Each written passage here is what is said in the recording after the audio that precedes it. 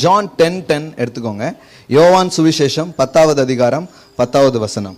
யோவான் சுவிசேஷம் 10ஆம் அதிகாரம் 10வது வசனம் எடுத்துட்டீங்களா? இயேசு சொல்லுகிறார், நானோ உங்களுக்கு ஜீவன் உண்டாயிருக்கவும் அந்த ஜீவன் பரிபூர்ணப்படவும் வந்தேன். நானும் உங்களுக்கு ஜீவன் உண்டாகவும் அந்த ஜீவன் பரிபூர்ணப்படவும் வந்தேன். why the incarnation? ஏன் இந்த மனு அவதாரம்? ஏன் மனு அவதாரம்? இந்த அவதாரம் அப்படிங்கிற ஒரு வார்த்தை இருக்கு பார்த்தீங்களா, அது ஆக்சுவலி பன்மையான ஒரு வார்த்தையே கிடையாது. அவதாரங்கள் அப்படின்னு சொல்லவே முடியாது.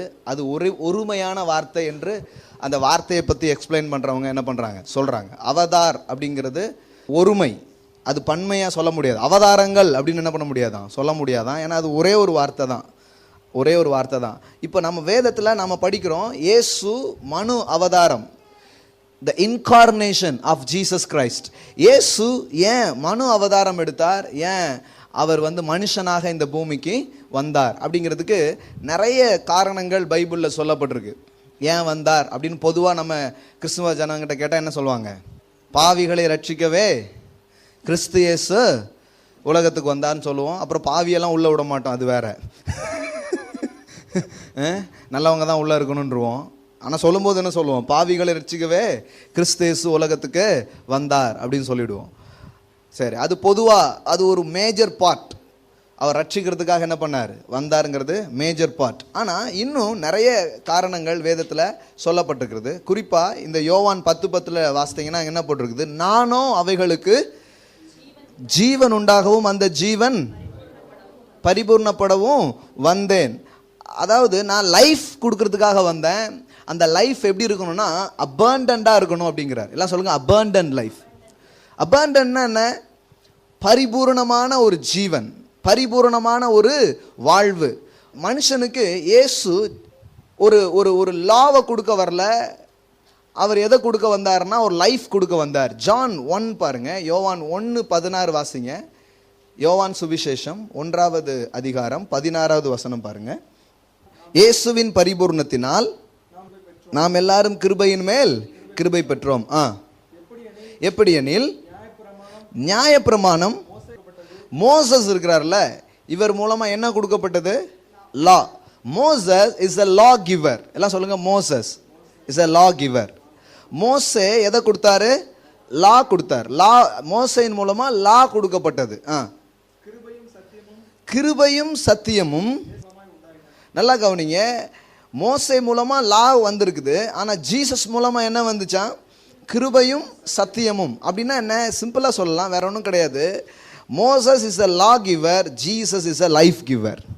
ஹல்லேலூயா. உங்களுக்கு லா வேணுமா, லைஃப் வேணுமா? என்ன வேணும் உங்களுக்கு? லைஃப். பிரமாணங்களா உங்களுக்கு தேவை வாழ்வா அப்படின்னு கேட்டா வாழ்வு. ஏன்னா மனுஷன் இழந்து போனது இந்த வாழ்வை தான் அவன் என்ன பண்ணான், இழந்து போனான். மனுஷன் பாவம் செஞ்ச போது அவன் கெட்டவனா மாறிட்டான். பைபிள் என்ன பண்ணல, சொல்லல. நம்மலாம் ஒருத்தர் தப்பா நடந்துகிட்டு இருந்தா அவன் என்ன சொல்லுவோம்? இவங்க கெட்டவங்க, இவங்க நல்லவங்க, இப்படிதான் டிஃபைன் பண்றோம். ஆனா பைபிள் ஒரு மனுஷனை எப்படி சொல்லுதுன்னா, மனுஷன் பாவம் செஞ்ச உடனே அவன் கெட்டவன் ஆயிட்டான் அப்படி பைபிள் சொல்லல. பைபிள் சொல்லுது அவன் செத்தவனானான் அப்படின்னு போட்டிருக்குது. இந்த மரத்தின் கனியை புசிக்கும் நாளிலே நீ என்ன ஆவ? அன்னையிலேருந்து கெட்டவனா மாறிடுவேன்னு சொல்ல, அன்னையிலேருந்து என்ன ஆயிடுவ? ஒரு டெட் மேன். நீ செத்த ஒரு ஆள் ஆயிடுற அப்படின்னு சொல்றார். அப்ப ஜீவன் அவனை விட்டு போயிடுது. சாவுனா என்ன? உயிர் இல்லை, ஜீவன் இல்லை. ஒரு மரத்துல ஜீவன் இல்லாம போகும்போது அது தன்னால் என்ன ஆயிடுச்சுது, என்ன ஆரம்பிச்சிடுது? வாட ஆரம்பிச்சிடுது, பூலாம் சுருங்கிடுது, அப்படியே காஞ்சி காஞ்சி காஞ்சி ஒண்ணுமே இல்லாம போயிடுது. அப்போ மனுஷனை கூட ஒரு குளோரியஸா அவனை வச்சிருந்தாரு. பூத்து குலுங்கிறது தான் குளோரியஸ். குளோரியஸ்னா என்ன?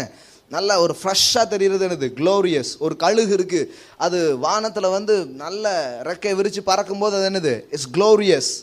குளோரியஸ்னா என்ன? ஒரு காரியம் முழுமையா இருக்கிறது தான் நம்ம என்ன சொல்றோம்? மகிமையானது அப்படின்னு சொல்றோம். இப்போ அதே கழுகு குளிர்ல நடுங்கிட்டு இருக்கு, அதை பார்க்கும்போது எப்படி இருக்கும்? அது இஸ் நாட் குளோரியஸ். ஏன்னா அது என்னவா இருக்கணுமோ அதுவா அது இல்லை. ஒரு மீன் தண்ணியில் அப்படியே நீந்தி போகும்போது அதை பார்க்கும்போது அது என்னது?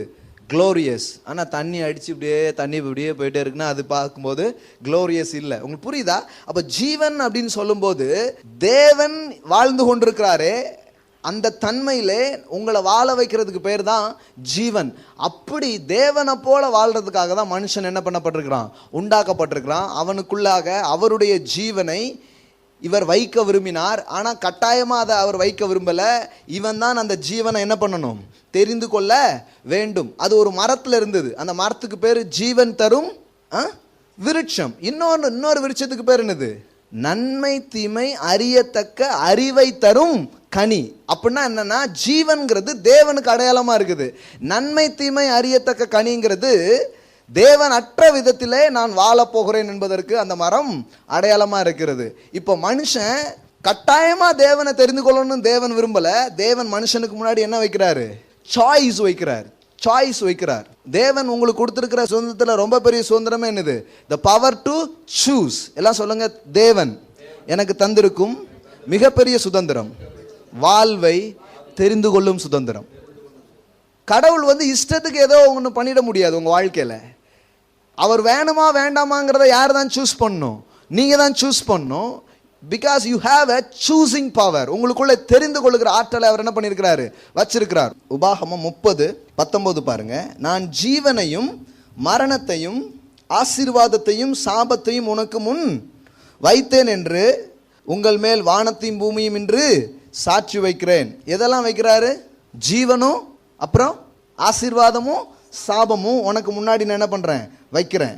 அப்படி சொல்லிட்டு அவர் என்ன சொல்றாரு, ஆகையால் நீயும் உன் சந்ததியும் பிழைக்கும்படி நீ ஜீவனை, எல்லாம் சொல்லுங்க, ஜீவனை தெரிந்து கொண்டு. ஜீவனை யார் தெரிஞ்சுக்கணும், கடவுள் தெரிஞ்சுக்கணுமா, நீங்க தெரிஞ்சுக்கணுமா? அவர் வைக்கிறார். Life and death, blessing and கர்ஸ், இது ரெண்டுமே உனக்கு முன்னாடி இருக்குது. இப்போ எது வேணுமோ நீ என்ன பண்ணலாம், அதை சூஸ் பண்ணலாம். இப்போ சிலர் என்கிட்ட கேட்பாங்க, கடவுள் இருந்தால் அவர் எல்லாத்தையும் சரி பண்ணிட வேண்டியதானே அப்படின்ட்டு. கடவுள் இருந்தால் அவர் எல்லாத்தையும் சரி பண்ண வேண்டியதானே, அவர் எங்கே இருக்கார்? ஏன்னா இவங்களுக்கெல்லாம் இது புரியவே மாட்டேங்குது. இவங்க என்ன நினைக்கிறாங்கன்னா, கடவுள்னா அவர் அவர் முழு ஆளுகையை அவர் செலுத்துவார், அவர் தான் கடவுள் அப்படின்னு நினைக்கிறாங்க. அப்படி கிடையாது. பைபிள் ரொம்ப அழகாக சொல்லுது, கடவுள் பாருங்க மனுஷனை அவரை போலவே உண்டாக்கியிருக்கிறார். நம்ம ரோபோட் கிடையாது. இப்போ உங்களுக்கு ஒரு மனைவி அல்லது ஒரு கணவர், அவங்க எப்படின்னா அவங்களுக்கு சூஸிங் இதே கிடையாது. இப்போ அவங்க ரிமோட் மாதிரி பண்ணப்பட்டிருக்காங்க, ரிமோட் பண்ணப்பட்டு இருக்கிறாங்க. எப்பவும் உங்களை பார்த்து நேசிக்கிறேன்னே சொல்லுவாங்க. அந்த மாதிரி ஒரு ஆள் இருந்தால் அவங்களுக்கு பிடிக்குமா? அவங்க ரிமோட் மாதிரி இருக்காங்க. அவங்களுக்குள்ள ரெக்கார்ட்லாம் பண்ணியாச்சு. என்னது, ஐ லவ் யூ, நீங்கள் எதாவது சொன்னீங்கன்னா ஓகே. ஏன்னா சிலர் இப்படி எதிர்பார்க்குறாங்க, அது வேற. எனக்கு அந்த மாதிரி ஒரு மனைவி வேணும், நான் சொல்கிறதெல்லாம் கேட்குற மாதிரி மனைவி, நான் சொல்கிறதெல்லாம் கேட்டு செய்கிற மாதிரி ஒரு ஆள். ஆனால் நீங்கள் யோசித்து பாருங்கள், ப்ராக்டிக்கலாக யோசித்து பாருங்கள், அப்படிப்பட்ட ஒரு ஆளோடு நீங்கள் வாழ முடியுமா? ப்ரோக்ராம் உள்ளே பண்ணி வச்சாச்சு. காலைல டீ, இந்த காஃபி, இந்தாங்க. குளிக்கும்போது இந்தாங்க துண்டு, அப்புறம் போகும்போது டாட்டா, சாயங்காலம் வரும்போது வாங்க அப்படின்னு வாங்கி, இப்படி இருந்தால் உங்களுக்கு பிடிக்குமா? இப்படிப்பட்ட ஒரு இதை நீங்கள் என்ஜாய் பண்ணுவீங்களா? ஒருபோதும் மாட்டோம். கடவுள் பாருங்க மனுஷன் இந்த ரோபோட் மாதிரி படைக்கல, ஒரு இயந்திரம் போல நம்மள என்ன பண்ணல, உண்டாக்கவே இல்லை. You have the power to choose. மனுஷங்கிறதுக்கு அடையாளமே என்ன, நீங்கள் தெரிந்து கொள்ளக்கூடியவர்களா இருக்கிறீர்கள். எந்த மிருகங்களுக்கும் தெரிந்து கொள்ற ஆற்றல் கிடையாது. எந்த மிருகமாக தெரிந்து கொள்ளுதா, அதுக்கு லிமிட்டட் தான் இருக்குது. அது என்னன்னா அது அது அந்த எல்லைக்குள்ளதான் அது எல்லாத்தையும் இது பண்ணும். சிங்கம் காலகாலமா அப்படிதான் வாழ்ந்துகிட்டே இருக்குது. நம்மலாம் கொஞ்சம் நம்ம பிரேக்ஃபாஸ்ட்டை மாற்றுவோன்ட்டு அது ஏதாவது மாற்ற முடியுமா? அதோடைய ஈட்டிங் ஹேபிட் அது மாற்றுதா? ரொம்ப நாள் தண்ணியிலே இருந்துட்டோம், கொஞ்ச நாள் தரையில் இருப்போன்ட்டு மீன் வந்துட முடியுமா? இது எதுக்குமே சூஸிங் கிடையாது. ஆனால் மனுஷங்கிறதுக்கு என்ன அடையாளம், you have power to choose. அதான் உங்கள் ஸ்பெஷாலிட்டி. அந்த சூஸிங்கை கடவுள் எப்படி கொடுக்குறாருன்னா, நான் உனக்கு வேணுமா வேண்டாமாங்கிறது கூட நீ என்ன பண்ணலாம், முடிவு பண்ணிக்கலாம். ஹெல் ஆர் ஹெவன், எது யாருக்கிட்ட இருக்குது? அது யூ ஹாவ் அ சாய்ஸ். உங்ககிட்ட தான் சாய்ஸ் இருக்கு.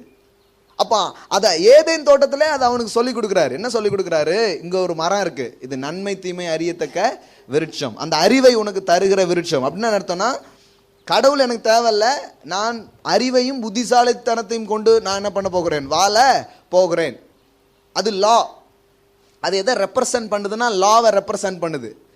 என்ன செய்யணும் என்ன செய்யக்கூடாது இது தெரிஞ்சா போதுங்க, நான் வாழ்ந்துருவேன். அதை சூஸ் பண்ண போறேன்னா, இல்லைன்னா ஜீவன் தரும் விருட்சம். பாருங்க, ஆதாம் படைக்கப்பட்ட போது அவனுக்குள்ளே நித்திய ஜீவன் இல்லை.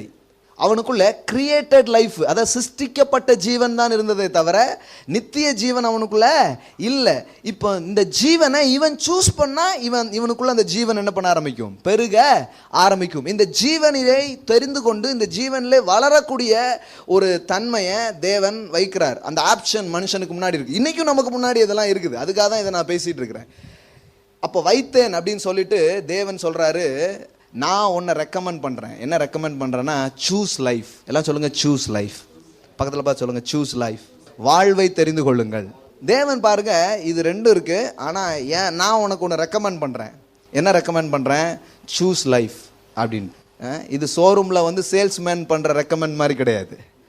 சார் இந்த கார் எடுத்திங்கன்னா நல்லா ஆகும் சார், ஏன்னா அது போனால் அது எடுத்தால் தான் அவனுக்கு இன்சென்டிவ் கிடைக்கும், இல்லைன்னா அவன் கம்பெனியில் அவனுக்கு ஏதாவது இது கிடைக்கும். இந்த இன்சூரன்ஸ் போட்டால் தான் சார் உங்களுக்கு நல்லா வரும்ன்ட்டு அப்படிப்பட்ட ரெக்கமெண்ட் கிடையாது. சரியாக ரெக்கமெண்ட் பண்ணுறாரு தேவன். சூஸ் லைஃப் அப்படிங்கிறார். ஜீவனை நீ என்ன பண்ணு? தெரிந்து கொள். அதுக்கு அடுத்த வசனம் படிங்க. கர்த்தர் யாக்கோபுக்கும் அவரே உனக்கு ஜீவனும், எல்லாம் சொல்லுங்க, அவரே ஜீவனும் தீர்க்காயுசோ. முதல்ல ஜீவன்னா ஏதோ சர்டன் திங்ஸ் போல பேசிட்டு இருந்த மாதிரி இருந்தது. இப்போ சொல்றாரு, நான் தான் ஜீவன் அப்படின்னாரு. நான் தான், ஐ ஆம் த லைஃப். இப்போ ஜீசஸ் இந்த பூமிக்கு வந்து அவர் என்ன சொல்ல வர்றாரு? ஐ ஆம் த லைஃப், ஐ ஆம் த லைஃப். ஜீசஸ் வந்து அவர் சொன்னார், ஐ ஆம் த லைஃப், ஐ ஆம் த ட்ரூத், ஐ ஆம் வே. 3 சொன்னார். நானே வழியும் சத்தியமும் இருக்கிறேன். இப்போ ஐ ஆம் த லைஃப், நான் தான் லைஃப். என்னை நீ உடையவனா இருக்கிறாய் என்றால் நீ வாழ்வை உடையவனா இருக்கிறாய் என்ற அர்த்தம். ஹல்லேலூயா. பக்கத்தில் பார்த்து சொல்லுங்க, you have Jesus, you have life. உங்களுக்கு இயேசு இருக்கிறாரா? உங்களுக்கு வாழ்க்கை இருக்கு. வேதவசனம் அப்படிதான் சொல்லுகிறது. குமாரனை உடையவன் ஜீவனை உடையவன், குமாரன் இல்லாதவன். அப்போ அவர் வந்து ஒரு மதத்தை கொடுக்க வரல, ஒரு பிரின்சிபிளை கொடுக்க வரல, மனுஷனுக்கு லைஃபை கொடுக்க வந்தார். இந்த லைஃபை அவன் சூஸ் பண்ணாம, இந்த ஜீவ விருட்சத்தின் கனியை அவன் தெரிந்து கொள்ளாம, அவன் எதை தெரிந்து கொண்டான்னா, தேவனற்று நான் வாழ போகிறேன் அப்படின்னு அவன் என்ன பண்ணான்? தெரிந்து கொண்டான். தெரிந்து கொண்டதுனால தான் மனுஷன் இந்த நிலைமைக்கு வந்து விழுந்து கிடக்கிறான். இப்போ கடவுள் எப்படி செயலாற்றுறாரு?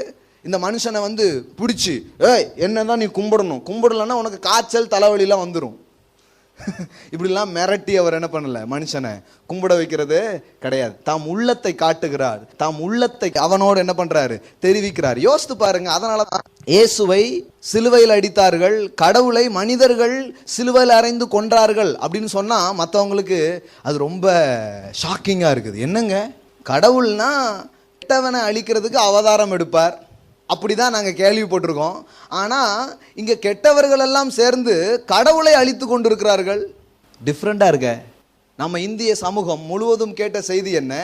ஒரு தீயவன் இருப்பான், அந்த தீயவனை அழிக்க கடவுள் அவதாரம் எடுப்பார், அவர் அவதாரம் எடுத்து அந்த தீயவனை என்ன பண்ணுவார்? அழிப்பார். கெட்டவனை அழிக்க கடவுள் வருவார். இதுதான் கடவுளின் அவதாரம். பல அவதாரங்கள் வந்திருக்கிறது. அந்த அவதாரங்கள் மூலமாக சொல்றதெல்லாம் என்ன?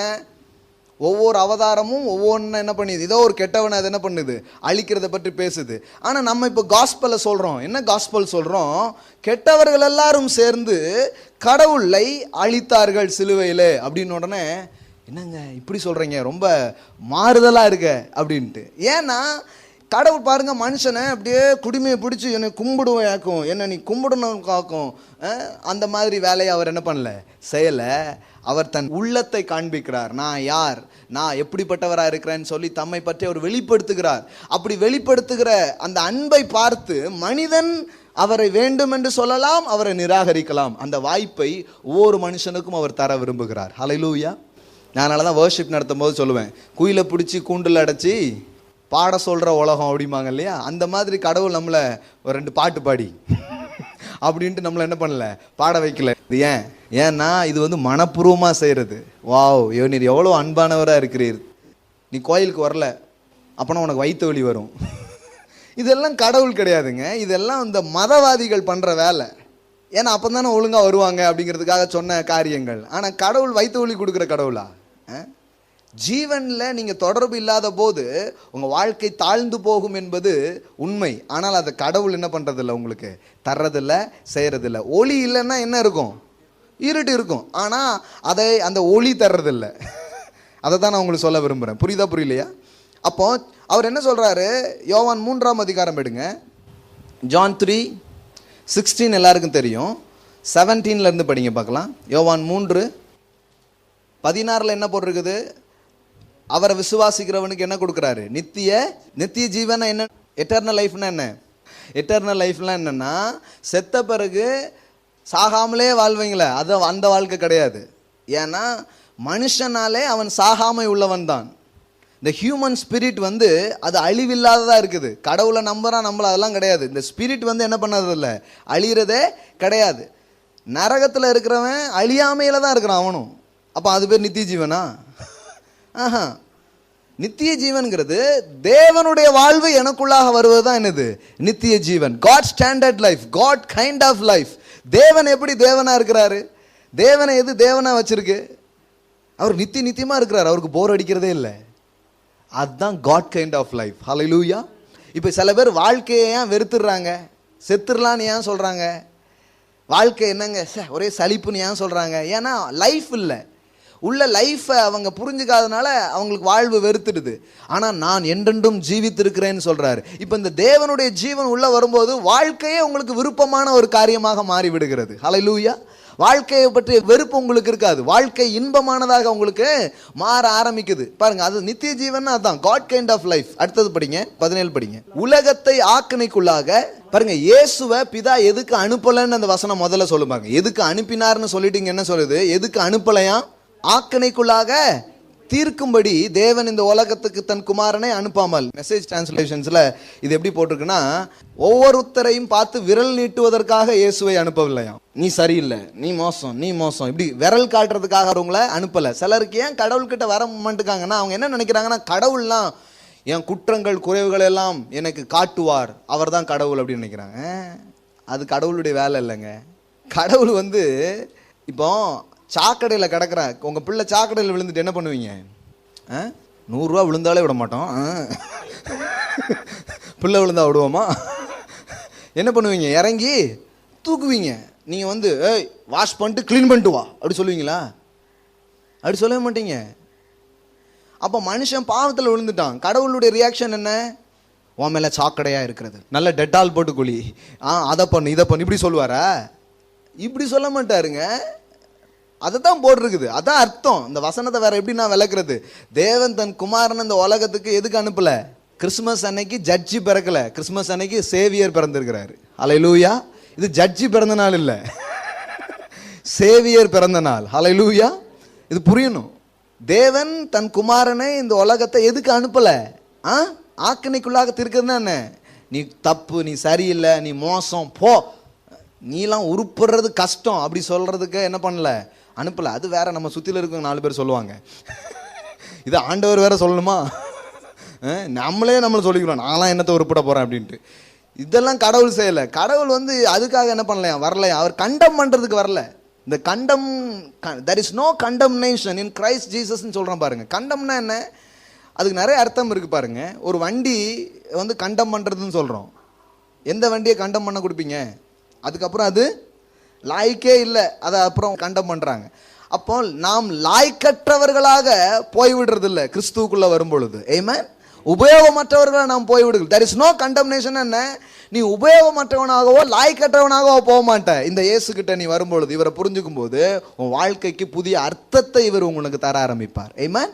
அப்ப படிங்க, தேவன் இயேசுவை எதுக்கு அனுப்பலையாம்? யாரும் ஜரி கிடையாது, போய் சொல்லிட்டு வந்துரு அப்படின்னு அதுக்கு அனுப்புனாரு. அது யாருக்குனவே தெரியும், ஜரி கிடையாதுன்னு நல்லா தெரியுமே. இதை சொல்றதுக்கு ஒருத்தர் மேலேருந்து இறங்கி வரணுமா? சிலர் என்கிட்ட கேட்குறாங்க, ஞாயிற்றுக்கிழமை சாயங்காலம் நீங்கள் பாவம் என்னதென்பதை ஜனங்களுக்கு உணர்த்தி அவர்கள் எவ்வளவு மோசமாக இருக்கலாம் என்பதை காண்பிக்க வேண்டும். நான் சொன்னேன், இதை நான் எது காண்பிக்கணும்? இதான் எல்லாருக்கும் தெரியுமே. நீங்கள் எவ்வளோ மோசம், உங்கள்கிட்ட என்ன சரியில்லைங்கிறது யாரோ ஒருத்தர் சொல்ல வேண்டியதில்லை, ஆட்டோமேட்டிக்காக தெரியுது. இப்போ தேவன் என்ன பதிலை வச்சிருக்கிறாருன்னு சொல்கிறது தான் என்னது? பிரசங்கம் பாருங்க. அப்போ கவனிங்க, ஆக்கினைக்குள்ளாக தீர்க்கிறதுக்கு அவர் என்ன பண்ணல, அனுப்பலை. இயேசு வந்து யாரும் சரியில்லைன்னு சொல்கிறதுக்கு வரல. எப்பா, கடவுளை பார்த்து ஓடாத, பாவத்தினால கடவுள் உன்னை வெறுத்துருவாருன்னு நீ நினைக்காத. நான் எதுக்கு வந்திருக்கேன்? உன் பாவம் சாபெல்லாம் நான் என் மேலே ஏற்று, அந்த பழியெல்லாம் என் மேலே ஏற்று நான் போக்குறதுக்காக நான் என்ன பண்ணியிருக்கேன், வந்திருக்கேன். இப்போ வா. ஏன் ஒரு பச்சை பிள்ளையா வந்து பிறந்தாருக்குல, ஏன் ஒரு சின்ன குழந்தைய வந்தார்? ஏன்னா இவனுக்கு பயம் கடவுள்னா. ஆனால் குழந்தைக்கு யாரும் பயப்படுவீங்களா? குழந்தைக்கு யாரும் பயப்படுவீங்களா? பயப்படவே மாட்டோம். ஏன் ஒரு பச்சை குழந்தைய வந்து பிறக்கிறாருன்னா எல்லாரும் கிட்ட வந்து எட்டி பார்க்கறதுக்காக தான். ஹல்லேலூயா. there is no fear. வேதம் சொல்லுகிறது அன்பிலே பயம் இல்லை. ஆனால் மனுஷனுக்குள்ள ஒரு பயம், கடவுள்னாலே ஒரு பயம், கடவுள்னாலே தப்பான அபிப்பிராயம் உள்ள போயிடுச்சு. அதனால அவன் கடவுள்கிட்ட வரணும்னா அவன் வந்து கடவுளே இல்லைம்மா. ஏன் கடவுளே இல்லைங்கிறதுனால யார் ரொம்ப இல்லைங்கிறானா அவனுக்குள்ள இருக்குங்கிற உணர்வு ரொம்ப இருக்கு. ஏன் இல்லைங்கன்னா இவன்கிட்ட நிறைய குறைகள் இருக்கு. இந்த குறையோட நான் அவர்கிட்ட வர முடியாது, இதை சரிப்படுத்தவும் என்னால் முடியாது, அதனால அவர் இல்லை. கடவுள் இல்லைன்னா பாவமும் இல்லை, சாத்தானும் இல்லை, ஒன்றுமே இல்லை. அதனால மெயின் மேட்ரா என்ன சொல்லிடுவோம்? there is no God, there is no God, there is no sin. ஏன்னா இவன் இப்படி யோசிக்கிறதுக்கு காரணம் என்ன? என்னை அப்படியே ஏற்றுக்க மாட்டாருன்னு நினைக்கிறதுனால தான் இப்படி யோசிக்கிறான். அதனால தான் ஏசு சொல்கிறார், இல்லைப்பா நீ சாக்கடையில் விழுந்துட்ட, உன் மேலே சாக்கடை வாடை அடிக்குன்னு சொல்றதுக்கு நான் வரல, உன்னை கழுவ அவர் என்னை அனுப்பினாருங்கிறதுக்காக நான் வந்திருக்கிறேன். ஹல்லேலூயா. அதனால தான் இயேசு கிறிஸ்துவின் ரத்தம் சகல பாவங்களையும் நீக்கி நம்மை சுத்திகரிக்கிறது. ஹல்லேலூயா. அந்த ரத்தத்துக்கு உங்கள் வாழ்க்கையை விட்டு கொடுத்துருந்தீங்கன்னா நீங்கள் சுத்தவான்களாக இருக்கிறீர்கள். ஆமென். எல்லாம் சொல்லுங்க, அந்த ரத்தம் என்னை சுத்திகரித்தது. I am washed, I am clean. Hallelujah. ஆண்டவருக்கு முன்னாடி நீங்கள் எப்படி இருக்கிறீங்க? You are clean. இப்போ நீங்கள் ஆண்டவரை சந்திக்கிறது உங்களுக்கு எப்படி இருக்கும்? சந்தோஷமாக இருக்கும், தைரியமாக வருவீங்க, தைரியமாக வந்து அவர்கிட்ட பேசுவீங்க. ஆனால் இப்போ அவர்கிட்ட போகிறதுக்கு மனுஷனுக்கு ஏன் தைரியம் வர மாட்டேங்குது? ஏன்னா அவரை பற்றி இவன் ஏதோ தப்பாக நினைக்கிறான். என்ன நினைக்கிறான்னா, இவர் என்னை குற்றப்படுத்துவார், என்னை குறை சொல்வார். நான் அன்றைக்கி பேசிகிட்டு இருக்கும்போது சொன்னேன், நம்ம சர்ச்லாம் பெருசாக கட்டும்போது ஸ்மோக்கிங் ரூம் கூட ஒன்று வைப்போம். ஏன்னா வெளியில் போய் ஸ்மோக் பண்ணிகிட்டு இருக்கவங்களாம் வந்து கூட அங்கே உட்காந்து என்ன பண்ணலாம், கேட்கலாம். ஏன்னா ஸ்மோக் பண்ணுறவங்களாம் வரக்கூடாதுன்னு சொல்லிட்டாங்க. அதனால் ஸ்மோக் பண்ணிக்கிட்டு ஒரு ஸ்பீக்கர் வச்சுடுவோம், ஸ்மோக் பண்ணிவிட்டு என்ன பண்ணிட்டோம், காஸ்பலை கேட்கட்டும் அப்படின்னு சொன்னேன் நான். இது ஒரு சிஸ்டர் வந்து பிடிச்சிக்கிட்டு அவங்க வீட்டுக்கு போயிருக்காங்க. வீட்டுக்கு போய் அவங்க கணவர் ரொம்ப குடிப்பாங்க போல், பல முறை குடியிலேருந்து மாறதுக்கு சொல்லியிருக்காங்க. சண்டையே வந்திருக்கு, 10 வருஷமாக சண்டை போடுறாங்க, அவர் வந்து நிறுத்தவே இல்லை குடியை. இந்த அம்மா என்ன சொல்லியிருக்குன்னா, ஏங்க நீங்கள் குடிக்கிறத நிறுத்த வேண்டாம், ஆனால் இந்த மோசமான சரக்குலாம் வாங்கி குடிச்சு உங்கள் உடம்பு என்ன பண்ணாதீங்க, கெடுத்துக்காதீங்க, நல்ல மிலிட்ரி சரக்காக என்ன பண்ணுங்க வாங்கி குடிங்க அப்படின்னு சொல்லிட்டு. அது மாதிரி எங்கேயோ குடிச்சிட்டு வந்து வழியில் வண்டியும் விழுந்து நீங்களும் விழுந்து வராதிங்க, வீட்டிலேயே குடிங்க, நானே உங்களுக்கு எல்லாம் அரேஞ்ச்மெண்ட்டும் பண்ணித்தரேன் அப்படின்ட்டான். இவருக்கு ஷாக் ஆகிடுச்சு. ஏன்னா இவ்வளோ நாள் இந்த அம்மா என்ன பண்ணியிருக்குன்னா குடியக்கூடாதுன்னு சண்டை போட்டுருக்குது. இப்போ இது வந்து கடவுள் என் கணவரை ஏற்றுக்கொண்டு விட்டார் என்கிற அபிப்பிராயத்தில் இப்போ பேசிக்கிட்டு இருக்கு. இப்போ அந்த அவர் சொன்னாராம், நீ என்ன குடிகாரன் ஆக்க போகணும்னு விரும்புறியா அப்படின்னு சொல்லிட்டு அப்புறம் சொல்கிறாங்க, இப்போ அவர் குடிக்கிறதே இல்லைங்க, விட்டுட்டார் அப்படிங்கிறாங்க. ஹல்லேலூயா. நல்லா கவனிங்க, எல்லா மனுஷனும் ஒரு நிபந்தனையற்ற அன்பை தேடி கொண்டிருக்கிறான், ஒரு ஏற்றுக்கொள்ளதை அவன் தேடி கொண்டிருக்கிறான். சிகரெட்டை ஏன் வாலிப பையங்க வச்சு இப்படி இழுக்காங்கன்னு நினைக்கிறீங்க? ஏன்னா யாரோ ஒரு ஹீரோ இழுத்து விட்டார், அதுக்கு நிறைய பேர் கை தட்டியிருக்கான், விட்றாரு பாரு எப்படி விட்றாரு பாரு அப்படின்ட்டு. இவன் என்ன நினைச்சிட்டான்னா, நானும் இதை வச்சா என்ன 4 பேர் என்ன பண்ணுவான்? They are searching the acceptance. ஒரு ஏற்றுக்கொள்ளுதலுக்காக தான் அவன் இதை என்ன பண்ணிட்டு இருக்கான், செஞ்சிட்டு இருக்கான். இல்லைன்னா அந்த நாத்தத்தை யாராவது வைக்க முடியுமா? ஆனால் ஏன் பண்ணுறாங்கன்னா, அது பண்ணால் ஒரு ஸ்டைல் போல். இன்னைக்கு இருக்கிற மூவிஸு வர்ற எல்லாத்துலேயுமே இந்த குடிக்கிறது ட்ரிங்க் பண்ணுறதுலாம் ஒரு ஃபன்னாக காமிக்கிறாங்க. அதை பார்க்கும்போது எப்படி தெரியுதுன்னா, இட்ஸ் அ ஃபன். அப்போ அவன் என்ன நினைக்கிறான்னா, நான் வாழ்கிற சொசைட்டியில் இப்படிலாம் நான் நடந்துக்கிட்டாதான் என்ன பண்ணுவாங்க? கேர்ள் ஃப்ரெண்டே கிடையாதா உனக்கு? என்னடா வாலிப பையன் நீ, வத்தலோ தொத்தலோ ஒன்று நீ என்ன பண்ணியிருக்கணும், உனக்கு இருக்கணும். வத்தலோ தொத்தலோ ஒன்று நீ வச்சுருந்தாதான் நீ யார்? வாலிப பையன். இல்லைன்னா உன்னை என்ன பண்ண முடியாது, அக்செப்ட் பண்ண முடியாதுன்னு நான் சொல்லிகிட்டு இருக்கு. அதனால் இவன் பர்ஸுக்கு இவன் மெயின்டைன் பண்ணதுக்கே கஷ்டப்படுறான். அதனால் வீட்டில் இருந்து கொஞ்சம் திருடி அதை இதை பண்ணி என்னெல்லாமோ செஞ்சு, ஏன்னா கேர்ள் ஃப்ரெண்டு இல்லைன்னா என்னை மதிக்க மாட்டாங்களே. அப்போ எதை தேடிட்டு இருக்கான்னா, கேர்ள் ஃப்ரெண்டை தேடல, அவன் தேடிட்டு இருக்கிறது ஒரு அக்செப்ட்னஸ், ஒரு மதிப்பு, ஒரு அங்கீகாரத்தை தேடிட்டு இருக்கிறான். ஆனால் நல்லா கவனிங்க, இது எல்லாத்துக்கும் காஸ்பல் பதில் சொல்லுது. எப்பா, கடவுள் உன்னை ஏற்றுக்கொள்கிறார் அப்படின்னு சொல்லுது. ஹல்லேலூயா.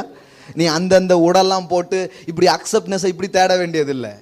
தேவன் உன்னை ஏற்றுக்கொள்கிறார். அவர்கிட்ட நீ வரலாம், அப்படியே வரலாங்க, அப்படியே அடிச்சுட்டே வா, அப்படின்ட்டே வா. குடிக்கிற பழக்கம் இருந்ததுன்னா குடிச்சிட்டே வா அவர்கிட்ட. அவர் உன்னை மாத்துறாரா மாத்தலையான்னு பாரு. ஹல்லேலூயா. அவர் உன்னை மாத்துவார், நீங்க மாற முடியாது, நீ மாத்தே வேண்டாங்கிற நான். அந்த மாதிரி ஒரு காஸ்பலை தான் நான் பேச விரும்புகிறேன். இந்த வேதம் அந்த மாதிரி காஸ்பலை தான் சொல்லுது. யாராக இருந்தாலும் அப்படியே வா, உன்னை ஏற்றுக்கிறேன். ஏன்னா நீ வந்து குடிக்காக குடிக்கல, தம்முக்காக நீ குடிக்கல, உனக்குள்ள ஒரு வெறுமை இருக்குது, அதனால தான் இதெல்லாம் பண்ணுற. அவர்கிட்ட வரும்போது உன் உள்ளத்தை, அந்த வெறுமையான உள்ளத்தை அவர் அன்புனால நிரப்புவார், எல்லாம் வெளியில் ஓடி போயிடும். ஹல்லேலூயா. ஒரு சமாரிய பெண்ணை பற்றி வேதத்தில் சொல்லியிருக்குதுங்க. அந்த சமாரிய பெண் எப்படிப்பட்ட பெண்ணு தெரியுமா? 5 புருஷனோட அவர் வாழ்ந்திருக்கா, 5 பேர் கூட வாழ்ந்துருக்கிறா, 5 வாட்டி டிவோர்ஸ் நடந்திருக்குது. முதல்ல கல்யாணம் பண்ணியிருக்கிறா, சரியில்லைன்னு டிவோர்ஸ் பண்ணிட்டு அடுத்தால கல்யாணம், அதுவும் சரியில்லைன்னு கல்யாணம், டிவோர்ஸ் பண்ணிட்டு அடுத்தால கல்யாணம், இப்படி 5 முறை அதுக்கு என்ன இருக்குது, திருமணம் ஆகியிருக்குது. இப்போ 6ஆவதா ஒருத்தன் கூட வாழுது. ஏன்னா இப்போ என்ன யோசிச்சுட்டு என்னமோ தெரில, இப்போ வாழ்ந்து பார்ப்போம், ஓகேனா கல்யாணம் பண்ணிக்கலாம், எதுக்கு வீணா விவாகரத்து செலவு, வக்கீல் பீஸு கொடுக்கணும், என்னெல்லாமோ இருக்குது, இவ்வளோ மேட்ரு எதுக்கு அப்படின்ட்டு என்ன பண்ணிடலாம், லிவிங் டுகெதர் லைஃப் ஸ்டைல்னு இப்போ சொல்கிறாங்க பாருங்க. இதெல்லாம் இப்போ வரலங்க, அப்போமே பைபிளில் போட்டிருக்குது. அந்த மாதிரி ஒரு பெண்ணு வீட்டுக்கு தண்ணி தேவைப்படுது. அவள் என்ன பண்ணுறான்னா மத்தியானம் போல் தண்ணி எடுக்கிறதுக்காக வாரா. ஏன்னா அந்த தண்ணி எடுக்கிற இடத்துல தான் நிறைய பேசுவாங்க, தெரியுமா உங்களுக்கு? இங்கே கொஞ்சம் அந்த மாதிரி கொஞ்சம் கம்மியாக இருக்கும்னு நினைக்கிறேன். சென்னை இப்போ சில இடத்துல அப்படி இருக்கும். ஏன்னா அந்த பெண்களுடைய கேதரிங் இடமே அதுதான். அக்கா கேட்டிங்களா அந்த வீட்டில் அப்படின்ட்டு பல கதைகள் ஓடும். அங்கே தான் தாராளமாக இருக்கும். பரவாயில்ல, நீங்கள் வேணால் பிடிச்சிக்கோங்க, ஏன்னா கதை போயிட்டு இருக்க, நீங்கள் வேணால் ஒரு குடம் பிடிச்சிக்கோங்க அப்படின்ட்டு நல்ல தாராளமாக பேசுவாங்க. இந்த அம்மா அப்படி தண்ணி எடுக்க வந்திருக்கும்னு நினைக்கிறேன். எப்போ பார்த்தாலும் அந்த அம்மா பற்றியே பேசுனாங்களோ என்னமோ தெரியல, ஜாடெல்லாம் வேற பேசுவாங்க, பார்த்துருக்கீங்களா? சிலர் வந்து நல்லா பேசுவாங்க. அப்படிலாம் பேசுனதுனால இந்த அம்மா என்னமோ தெரில, வழக்கமான டைமில் வராமல் இது எப்போ வருது, மத்தியான டைமில் வருது. மத்தியான டைமில் தண்ணி எடுக்க வருது. ஏன்னா யாருமே இருக்க மாட்டாங்க, எதுக்கு இவள்கிட்ட பதில் சொல்லியே முடியாதுன்ட்டு. அது பிரச்சனை, இது யாருக்குமே என்ன பண்ணல தெரியல. உலகம் வந்து எப்போவுமே உங்கள் குற்றத்தை உங்களை கண்டம் பண்ணும். ஆனால் இது மத்தியானம் போல் தண்ணி எடுக்க வந்திருக்கு. இயேசுவும் அங்கே வரார், நம்ம தலைவர் அங்கே வராரு. அவர் வந்து அந்த கிணத்துல உட்கார்றாரு. லஞ்ச் டைம், பரோட்டா வாங்க போயிட்டாங்க சீசர்கள்லாம் எங்கேயோ. இப்போ வந்து இவர் என்ன பண்ணுறாருன்னா அந்த பெண்கிட்ட பேசுகிறார். அந்த பொண்ணுக்கு முதல்ல ரொம்ப ஷாக்கிங். என்ன ஷாக்கிங்னா, இவர் வந்து யூத குலம், இது வந்து என்னது சமாரியன். இவர் அவங்க பேசிக்கவே மாட்டாங்க. ஆனால் இவர் பேசுகிறாரு, என்னடா வேற ஜாதிக்காரர் நம்மகிட்ட பேசுகிறாரு. இயேசுவையுமே ஒரு ஜாதிக்குள்ளே வச்சு யோசிச்சிருக்காங்க. இப்பவும் அப்படி யோசிக்கிற கிறிஸ்தவங்களாம் இருக்கிறாங்க, அது உங்களுக்கு தெரியுமா? இப்படி பல ரீதியாக யோசிக்கிறாங்க. அவர் இந்த ஜாதிக்காரு, இந்த அம்மாவும் அப்படி தான் யோசிச்சிருக்கு. அவர் யூத ஜாதி, கடவுளுக்கு எது ஜாதி? அவர் பிறக்கணும்னா ஏதாவது ஒரு ஊர்லேயோ ஒரு இதில் வரணும். அதனால மாம்சத்தில் யூத முறைமையில் அவர் என்ன பண்ணியிருக்காரு, ஒரு யூத குளத்தில் ஒரு யூத பெண்ணின் வயிற்றில் அவர் வந்து என்ன பண்ணியிருக்காரு, பிறந்திருக்காரு. அவர் அந்த அம்மா பேசுகிற டயலாக், நீ யூதனா இருக்க என்கிட்ட பேசலாமா? நம்ம ஊரில் இருக்கிற மாதிரி தான், அந்த ஜாதிக்காரங்க இந்த ஜாதிக்காரங்க எப்படி பேசலான்னு அவர் பேசுகிறாரு.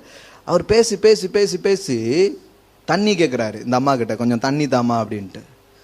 அந்த டயலாக்ஸ் பார்த்தீங்கன்னா ரொம்ப நல்லா இருக்கும். முதல்ல பாருங்க, இப்பேற்பட்ட ஒரு மோசமான ஒரு பெண் கூட ஒரு பாஸ்டர் பேசிட்டு இருக்காருன்னா நீங்க என்ன யோசிப்பீங்க? இந்த மாதிரி ஆள்கிட்ட எதுக்கு பேசிட்டு இருக்காங்க, அந்த பெண்ணை பத்தி ஊர்ல எவ்வளோ பேசிட்டு இருக்கு, இப்படிதான் இருக்கும். இப்போ ஜீசஸ் பாருங்க, அந்த மாதிரி ஒரு பெண்ணு கூட தான் பேசுறாரு. அந்த பெண்ணுகிட்ட பேசும்போது அந்த பெண்ணை எங்கேயாவது கண்டம் பண்ணாரா?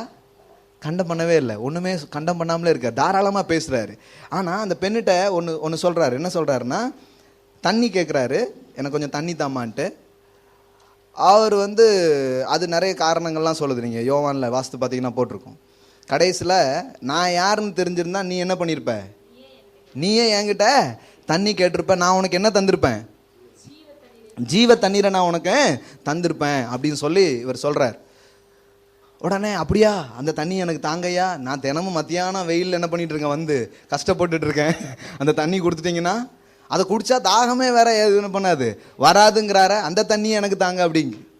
இப்போ சிலர் வந்து என்ன நினைக்கிறாங்கன்னா, ஏசு உங்கள் சர்ச்சுக்கு நான் வரேன், ஏதாவது வேலைக்கெல்லாம் வாங்கி தருவீங்களா, உங்கள் சர்ச்சுக்கு வந்தால் ஏதாவது ட்ரெஸ்ஸெலாம் கொடுப்பீங்களா, உங்கள் சர்ச்சுக்கு வந்தால் சாப்பாடு போடுவீங்களா?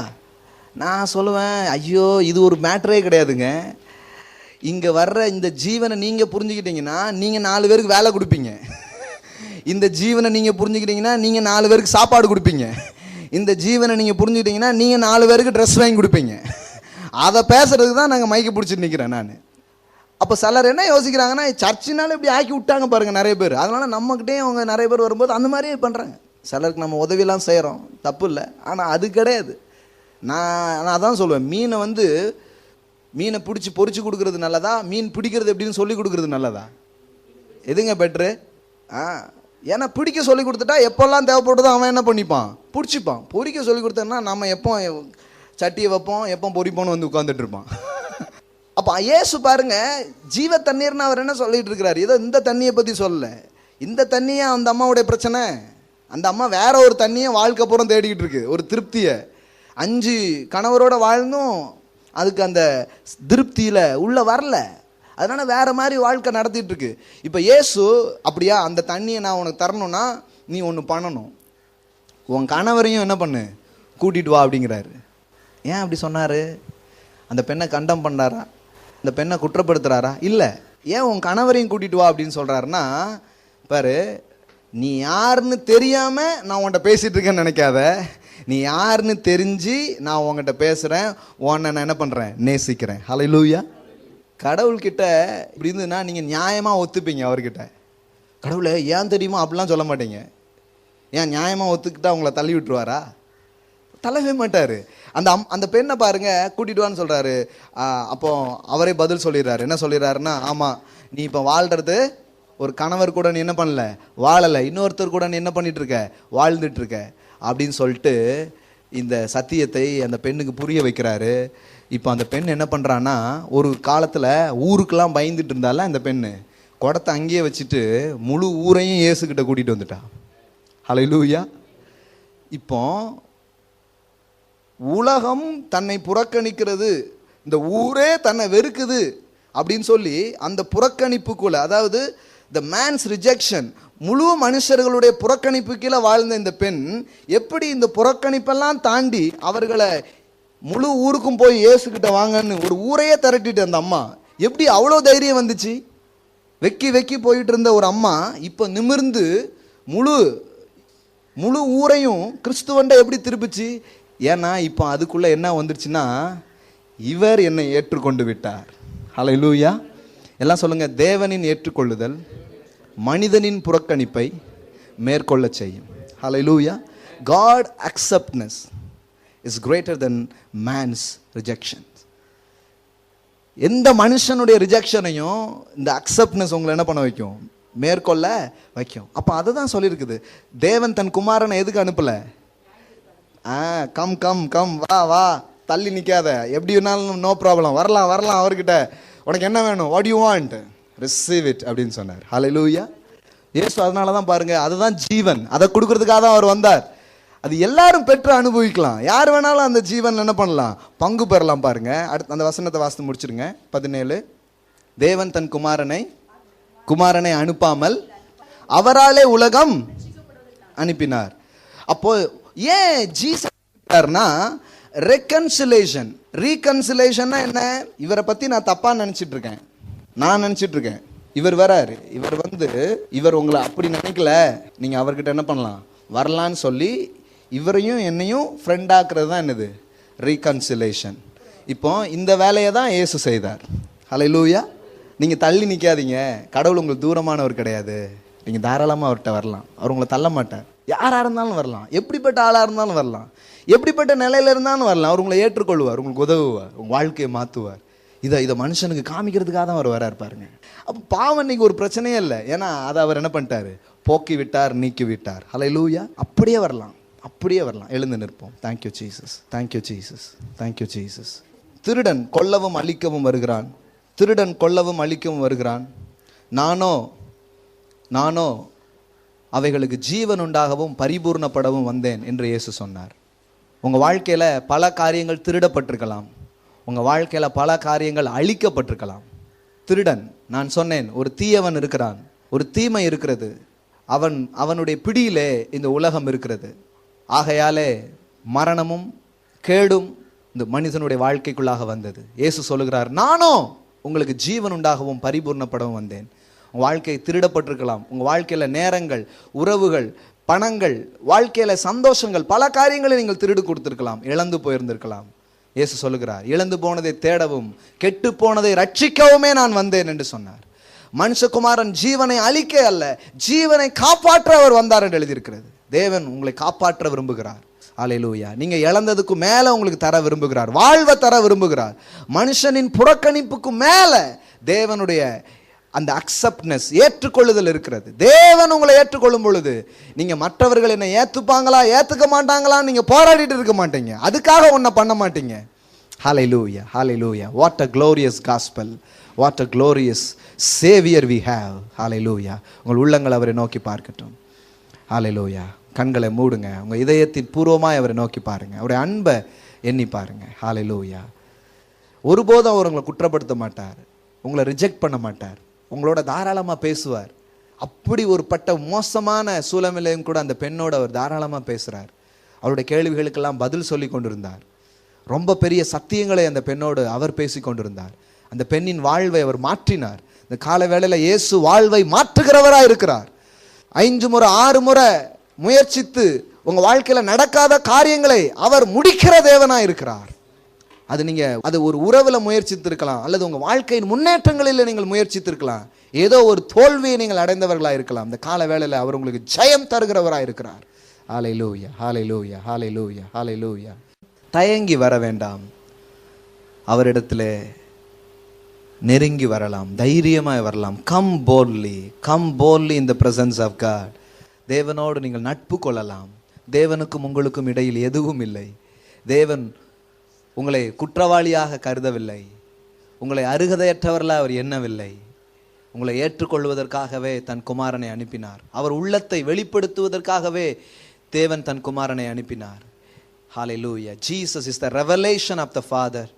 பிதாவின் வெளிப்பாடாய் அவர் இருக்கிறார். ஹல்லேலூயா. அவர் உங்களை தேவனோடு ஒப்புரவாக்கும்படியாக அவர் வந்தார்.